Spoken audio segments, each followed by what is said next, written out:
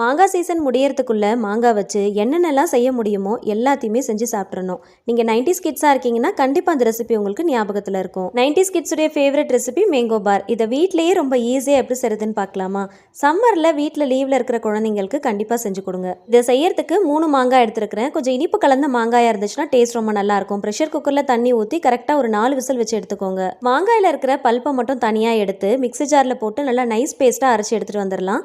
இதை ஃபில்டர் பண்ணி எடுத்துக்கலாம். இதை அப்படியே பேன்ல சேர்த்துட்டு ஈக்குவலான ரேஷியோவில் ப்ரௌன் சுகர் ஆட் பண்ணிக்கலாம். Pepper powder, chaat masala, chilli flakes இதெல்லாமே ஒரு 1/2 டீஸ்பூன் அளவுக்கு ஆட் பண்ணிக்கோங்க. இது கூடவே பிஞ்ச் ஆஃப் சால்ட் ஆட் பண்ணி நல்லா மிக்ஸ் பண்ணிக்கலாம். 5 மினிட்ஸில் நல்லா திக்காயிரும். ஆயில் அப்ளை பண்ண பிளேட்டுக்கு ட்ரான்ஸ்ஃபர் பண்ணி நல்லா செட் பண்ணிட்டு ஒரு நாள் முழுக்க வெயிலில் காய வச்சு எடுத்துக்கோங்க. காய வைக்கும் போது காட்டன் கிளாத்தில் கவர் பண்ணிட்டு காய வைங்க. அப்பதான் மண்ணு தூசி உள்ள படாமல் இருக்கும். கட் பண்ணிட்டு ரோல் பண்ணிட்டு சர்வ் பண்ணிக்கலாம். ரொம்ப சூப்பராக இருக்கும். இனிப்பு, புளிப்பு, காரம்னு எல்லாமே கலந்த ஒரு சுவை. இப்போவே ரெசிபியை சேவ் அண்ட் ஷேர் பண்ணி ட்ரை பண்ணுங்க. பேஜை மறக்காம ஃபாலோ பண்ணிக்கோங்க. Happy cooking.